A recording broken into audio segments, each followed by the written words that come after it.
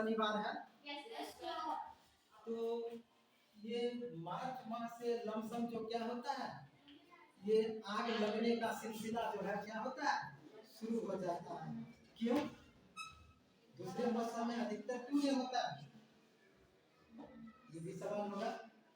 तो ऐसा होता है क्या, गर्मी का मौसम प्रारंभ हो जाती है क्या, और जब गर्मी का मौसम प्रारंभ हो जाती है तो गर्मी में क्या होता है, जितने भी खरपतवार होते हैं, ठीक है, या जो लकड़ी हुआ, ठीक है, वह पूरा सूख जाता है ना, सूख जाता है तो उसमें क्या होता है, नमी नहीं रहती है। और जब नमी नहीं रहती है तो क्या होता है, उसमें आग जल्दी लग जाता है। और देखिए आग जलने के लिए, ठीक है, किस चीज की जरूरत होती है, किसी भी वस्तु को जलने के लिए 3 चीजों की जरूरत होती है। कौन कौन चीज?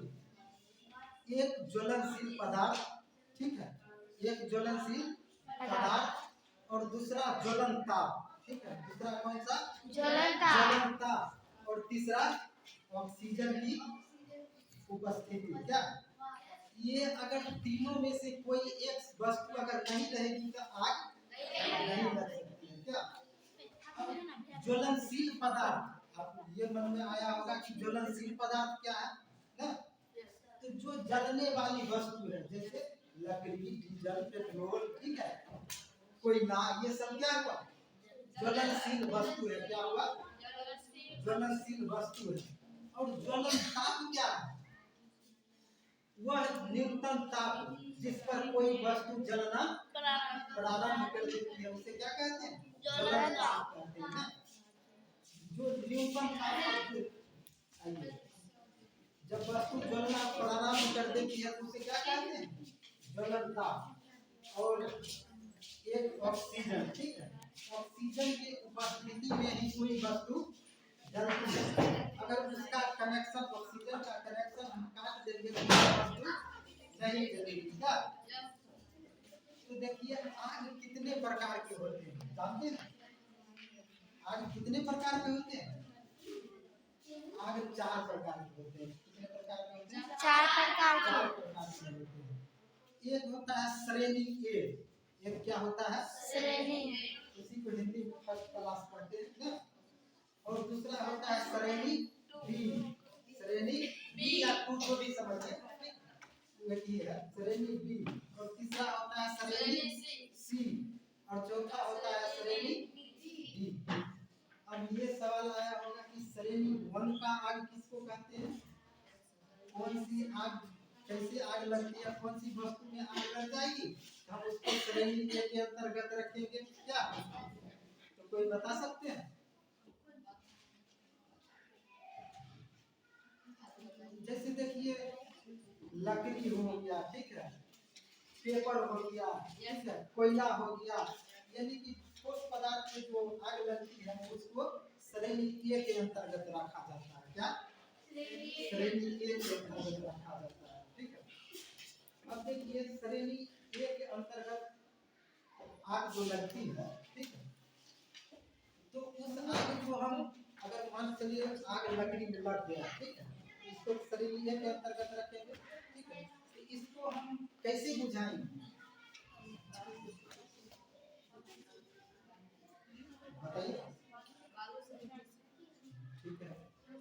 अगर श्रेणी ए की आग जैसे लकड़ी में लग गया, कोयला में लग गया, ठीक है, कागज में लग गया, खरपतवार में लग गया, ठीक है, तो उसको हम लोग पानी से, पानी डालकर भी बुझा सकते हैं, मिट्टी डालकर भी बुझा सकते हैं, बालू डालकर भी बुझा सकते हैं, और अग्निशामक यंत्र से भी उसको हम बुझा सकते हैं। क्या तो अब मान चलिए अगर आग लग गई है, ठीक है, अगर आग लग गई है तो पहला नंबर क्या करना चाहिए, हम लोगों को घबराना नहीं चाहिए। अरे दहशत तो नहीं जाता है भाई, कितना जल जाएंगे, हमारा सामान हो जाएगा, लेकिन फिर भी उस समय हम लोगों को धैर्य बना कर रखना चाहिए। नहीं तो अगर घबरा जाएंगे तो क्या होगा, हम लोग भी उसमें घबराहट में जल्दी पर जल्दी करते जाएंगे और अधिकतम नुकसान होगा। क्या और जब हम लोग ढेर बना करके रखेंगे तो क्या होगा, हम लोग अधिक काम इसमें करेंगे, हाथ करके अपने वस्तु को लेकर के और बच सकते हैं क्या। और देखिए अब श्रेणी बी, ठीक है, श्रेणी बी के अंतर्गत कौन सी आ जाती है,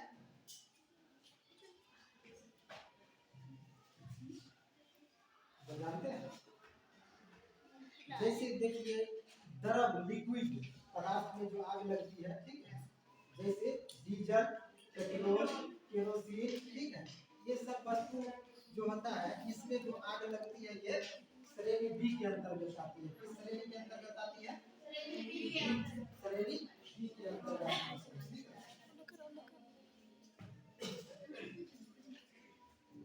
और श्रेणी सी, ठीक है, श्रेणी सी में कौन सी आती है, जैसे गैस में आग लग जाता है ना, गैस जैसे सीएनजी, एलपीजी, आप लोग घर में जो यूज करते हैं, कौन सा यूज करते हैं, एलपीजी यूज करते हैं, लिक्विड पेट्रोलियम गैस। तो इसमें आप देखिए ये आजकल क्या होता है, अपने अधिकतर खाना गैस पर ही बनने लग गया ना, तो इससे तो इससे क्या होता है, अधिकतर आग लगने लगती है क्या, क्यों, क्योंकि हम लोग उतना ध्यान इस पर नहीं देते हैं ना।